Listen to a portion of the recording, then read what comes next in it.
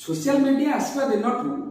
समाज रे भिन्न भिन्न स्तर रे जो कोनोसी गोटे इंटेलेक्चुअल आलोचना हो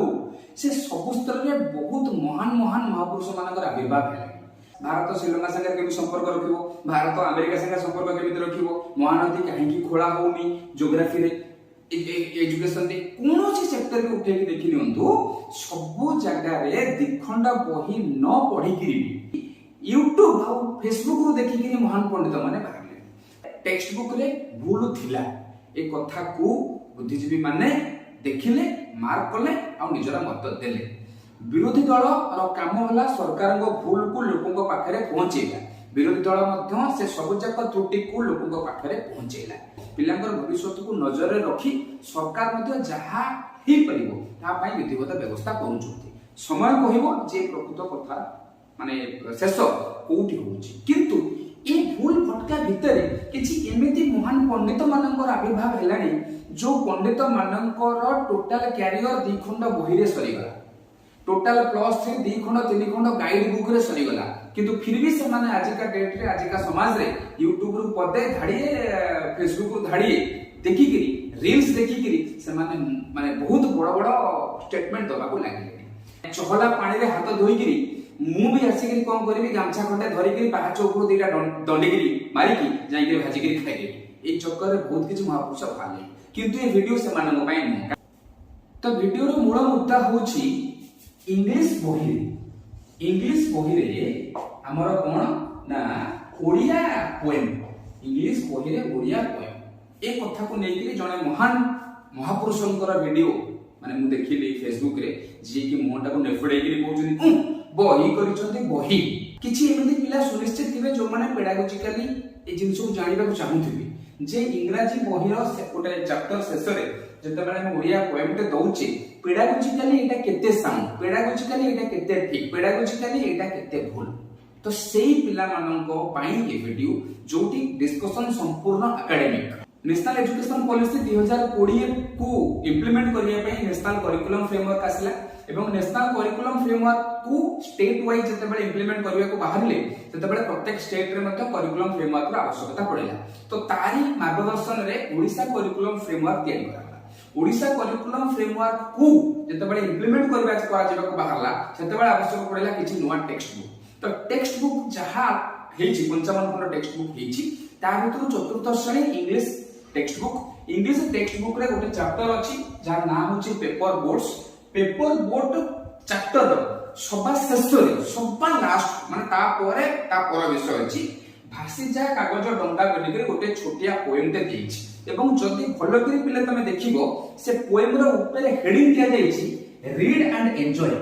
एठी होछि कथा जे गोटे विषय रो शेष को जते बेले गोटिए अलगा भाषा रो पोएम बा ओडिया रे पोएम दिया जाइछि एटा पेडागोजिकली केते ठीक। मु जते की पाठ पढिछि, मु जते की 27 वर्ष रे ज्ञान अर्जन करिछि, जते की टेक्स्ट बुक प्रिपरेशन आ भाषा पढेबा 27 वर्ष ला मु भी इंग्रजी पढौछि ए कथा को बाय एक्सपीरियंस को कंसीडर करिकरी मोर निजस्व मत हैला जे एहा द्वारा कोनोसी भूल हे नै। Pedagogically it is one of the best thing. इंग्रजी पोएम बा इंग्रजी विषय परे ओडिया पोएम दिया जिबा मो पाई संपूर्ण भाबरे गोटे पावरफुल पेडागोजिकल टूल जोटा कि संपूर्ण भाबरे एनईपी 2020 नेशनल एजुकेशन पॉलिसी 2020 एवं सेही नेशनल पॉलिसी रे गोटे कांसेप्ट अछि मल्टीलिंगुअलिज्म यार संपूर्ण अलाइनमेंट रे हिछि। तो या देरे कोनोसी भी असुविधा नाही। ये होछि एक नंबर कथा। केतना जिंसु का गुरुत्व देकी जिबा पड़िबो। इंग्रजी बही रे इंग्रजी लेसन परे ओडिया रे गोटे कविता दिया जाइछि। को क्लास रे दिया जाइछि? चतुर्थ श्रेणी रे दिया जाइछि। ओडिसा रे सिस्टम अनुसार चतुर्थ श्रेणी रो इंग्रजी आरंभ होछि। किछि लोक कहउछन्ति तृतीय श्रेणी रे इंग्रजी आरंभ होछि, ता भीतर छोटिया डिफरेंस अछि। तृतीय श्रेणी रे पिला को इंग्रजी सहित परिचित करा जाउछि, तार असेसमेंट करा जाउ नाही, परीक्षा करा जाउ नाही। विधिबद्ध भाबरे इंग्रजी आम परीक्षा सिस्टम रो पार्ट होछि चतुर्थ श्रेणी थारु। चतुर्थ श्रेणी रे आम पिला मानकर इंग्रजी दक्षता केते एकता बहुत लोक जानि छथि। जो झियोटी वीडियो करी करी कहउछि बही करिसथि तार इंग्रजी दक्षता टिके देखै देले बरम भलो होता। तो इंटरेस्टिंग कथा देखो विषय ना हला पेपर बोट जहा पछरे देछि भासी जा कागज डंगा एवं सेति हेडिंग कोन यूज करा जाइछि। देखो हेडिंग यूज करा जाइछि read and enjoy. Read and enjoy heading रे सपा लास्ट को एटी केतरा प्रश्न जे ए विषय परे भासीजा कागज डंगा जो विषयटा को देछि से विषय रु प्रश्न उत्तर पड़िबो कि नाही ए विषयटा इंग्रजी बही रे पिला मानकु पढिबा पई दिया जायछि माने जस्ट रीड एंड एंजॉय सेथुरु परीक्षा रे प्रश्न आसीबो नाही किछि कुछार टंगा गोष्ठी कहबे मोना आमे केम जानि तमे जानि ना तमर भूल तुमको जाई कि बही कमिटी वाला बा शिक्षक जाई घरे कहि कि आसीबनी जे रीड एंड एंजॉय रो माने कोन प्रश्न करबा पूर्व जानिबा निहाती दरकार तो रीड एंड एंजॉय रो अर्थ होउची जेमतिया विषयटा पढिलो सेमतिया जिंस आउ गोटे पढो आउ गोटे पढि कि भाषाटा को उपलब्धि करो लैंग्वेज को एप्रिशिएट करो जे प्रकृत रे की बढिया जिंस अछि एटा कोनोसी परिस्थिति भी पेडागोजिकली अनसाउंड नुह मो मतरे चतुर्थ श्रेणी फाउंडेशन क्लास रे आरंभ होची इंग्लिश हमर ताको दे देले से बढिया गोटे जिंस एटी पेपर बोर्ड रो पाखा पाखी थीम जहा एटी भाषा कागज टंगार थीम पाखा पाखी सेया तो कोन आदर सुतला जमा नो पेडागोजिकली मते लागुची it will create a better effect पिला का पई ओडा भलो इफेक्ट क्रिएट करी आउट को जदि भितर को जब देखिबा इंग्लिश टीचिंग बा हमर लैंग्वेज टीचिंग रे गोटे प्रकार रो रीडिंग अछि से होची reading for pleaser reading for pleaser काश जदि एतिको कथा टिके प्रश्न पचारिबा पूर्व जानि थांते ताले मनुष्य दुस्साहस करंता ए रीडिंग फॉर प्लीजर रो अर्थ कोन रीडिंग फॉर प्लीजर रो अर्थ होची जेते बेले पिला खुशी पई पढुची प्रश्न उठौथबा सेई पिलाटी सी तो आज पई तार प्लेजर पई डिसाइड कर देछि तार प्लेजर पई से कोन कोन 4 घंटा 6 घंटा 8 घंटा रील देखिले तापे बाटो अछि जे ता माने एथि पई तो वर्तमान सोशल मीडिया रे महाज्ञानी को संख्या बहुत हे गलानी इंग्लिश रे रीडिंग फॉर प्लेजर केवल इंग्लिश न सब भाषा रे रीडिंग फॉर प्लेजर बेले गोटे जिंस अछि जति पिला मानक भितरे धीरे भाषा पढी के आमे रीडिंग फॉर प्लेजर रो गुण डेवलप करि पारिले ताहले पिला कोट ना कोटी गोटे भलो अभ्यास डेवलप करिवो